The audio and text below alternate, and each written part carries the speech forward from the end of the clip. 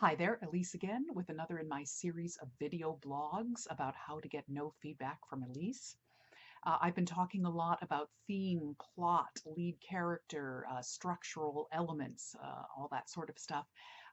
And I have mentioned for every now and then about how I want you to outline, your linear story before you bust it up and outline, the various different aspects. Outlining is extremely important to me. And I think it's extremely important to musicals because musicals are complicated and have a lot of different elements.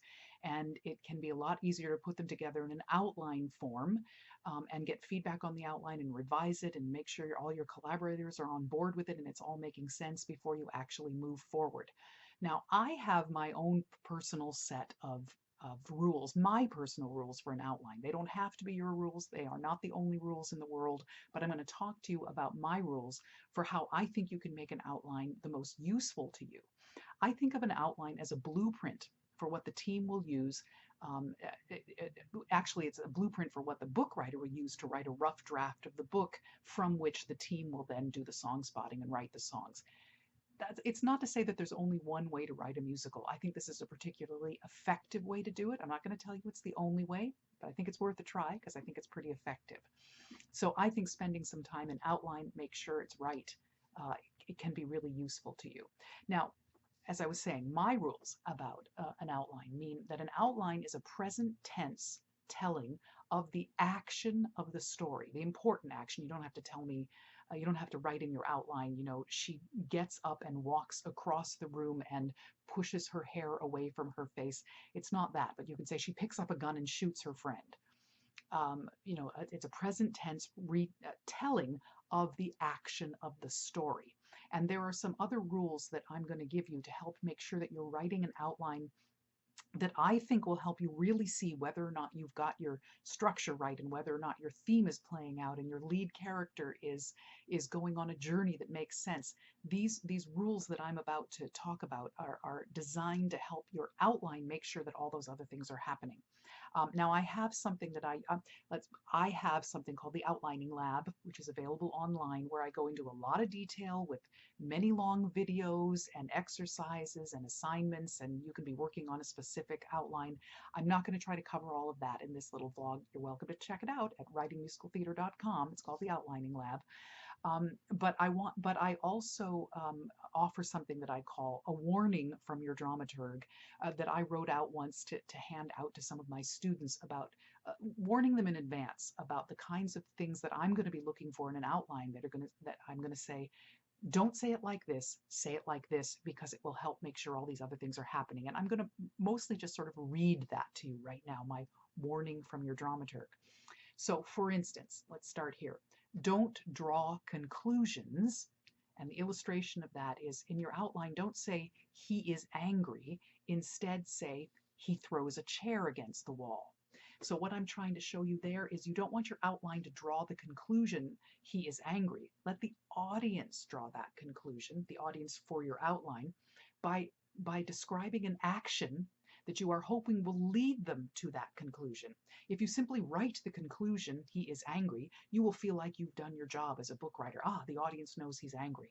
But you haven't done your job in terms of the outline because you haven't said, how will the audience know that he is angry? Someone walks on stage, what does the person do so that I as an audience member will draw the conclusion that he is angry? So if you write in your outline, Joe walks into the room and hurls a chair against the wall. Then you can read that sentence or have your dramaturg or your collaborators read that sentence and make sure that the conclusion that they draw is he's angry. Then you've done your job. If you just write he's angry, you're not doing your job. Don't set the mood. Remember that an outline is not a novel, it's not prose, it's not supposed to be readable per se. And I know that's boring because if you have the soul of a book writer, you want your writing to be interesting. An outline is not interesting. So you don't want to say something like, there's an ominous darkness in the air and it is clear something terrible is about to happen. Maybe you would write that in a novel. In an outline, you just want to say, Bob throws open the door and rushes across the room where he hides under a table shaking with fear. Once again, it's similar to the first one. Rather than setting the scene for me with prose, tell me the actions that will make me as an audience go, ruh-roh, something's up. Okay? So once again, just be utilitarian. Simply tell me what the audience is going to see and hear, what actions are the audience going to see and hear, and then allow them to draw their own conclusions and see if it's working. Don't state backstory. So if there are things that you want your audience to know about your character, in your outline you can't simply state them as backstory, because that's a statement, it's not an action. So it isn't fulfilling the rule of letting you know how are you going to get that information across to your audience, how and when. So for instance, don't say in your outline, Bob, a champion tennis player, enters the room. You know, you said he enters the room, that's an action. But the fact that he's a champion tennis player, that is a statement of fact. How will your audience know that? A person walks into the room, how will they know he's a champion tennis player? You know, if he walks in carrying a trophy, if he's wearing tennis clothes, they might know he's someone who plays tennis. They won't necessarily know he's a trophy winner. One of the things you have to decide is how much of this information do they need right now? For instance, you could say, Bob enters the room carrying a tennis racket and brandishing a large trophy. If you want to make sure they know he's a trophy-winning tennis player, that's one way to do it. Maybe they only need to know he's a tennis player at this moment, so maybe he just enters wearing tennis clothes or carrying a tennis racket. But don't, in your outline, think that you've done your job by saying a champion tennis player, because you haven't done your job. You haven't thought to yourself, when do I need the audience to know that he's a champion tennis player, and how will that information come into the room? Through what action will that come into the room? Don't use dialogue. Now it's tricky because I said make sure that your outline is letting us know what the audience is going to see and hear. But you need to do that without actually writing dialogue. It can be very tempting to just fill your outline with lots of dialogue to get through it more quickly. So for instance, I would say, don't say, Bob turns to Jane and says, I love you. She replies, I love you too, Bob. Instead, say, Bob and Jane confess that they love each other. Now that might seem like a tiny semantic difference, but when you're writing an outline, the dialogue just starts piling up, and it actually becomes difficult to see the plot for all the dialogue. And the point of the outline is to be able to really track the plot and make sure that the plot and the storytelling and the arc of your main character and all that are working. And if you fill up your outline with lots of dialogue, it makes it hard to see that. So just encapsulate it into something as simple as Bob confesses to Jane that he loves her, but no actual dialogue. Don't tell me what your character is thinking or feeling. Okay, again, just tell me what the audience will see and hear. So don't say, it's clear that Bob really wants to tell Jane how much he loves her. Clear to whom? How will the audience know that? You haven't done your job.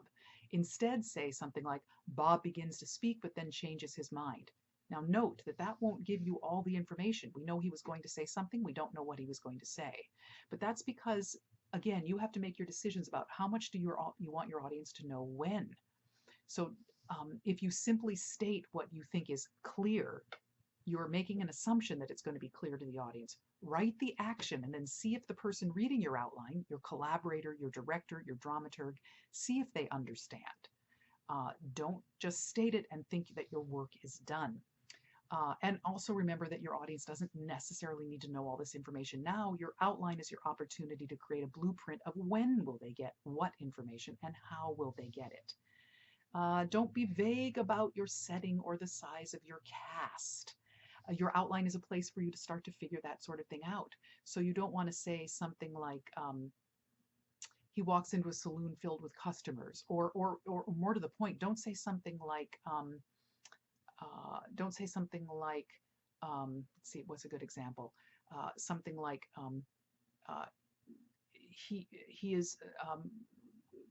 Joan finds out. Here's one. Joan finds out that her brother is dead. Okay, well that could be an action, but who told Joan? How did she find out? You're going to need a character to deliver the news, or someone has to hand her a newspaper article, or someone needs to run into the room, and there's going to be an actor involved in getting that information and an action involved in getting that information. So if in your outline you write something like, she finds out that such and such happened, you aren't doing your job, because you haven't yet figured out how, is this just some extraneous actor, or is it which character is going to tell her? How is she going to find out?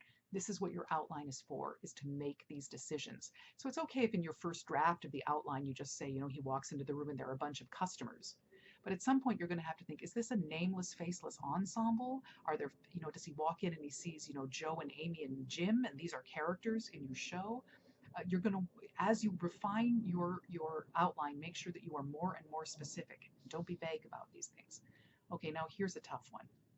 Don't mention songs. And you're going to say, but it's a musical. Of course I want to say, and then they sing. So I would say, don't say he sings a song about his feelings for her. Say, Bob talks about how much he loves Jane and he's loved her since the first moment he met her, and today he's going to ask her to marry him. Why do I say to do it that way?